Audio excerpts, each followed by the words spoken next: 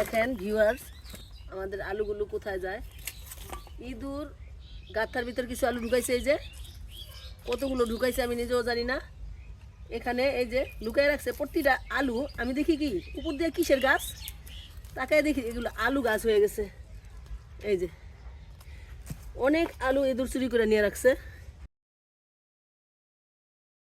এই যে গাথার ভিতর অনেক আলু লুকায় রাখছে ইঁদুরে। দেখো আলু হয়ে গেছে, নতুন আলু। এই যে ইঁদুরের লাগানো গাছ আলু হয়ে গেছে, ইঁদুরের ফসল। মনে হয় ভিতরে অনেক আলু পাবো এরকম ছোট ছোট আলু হয়ে গেছে।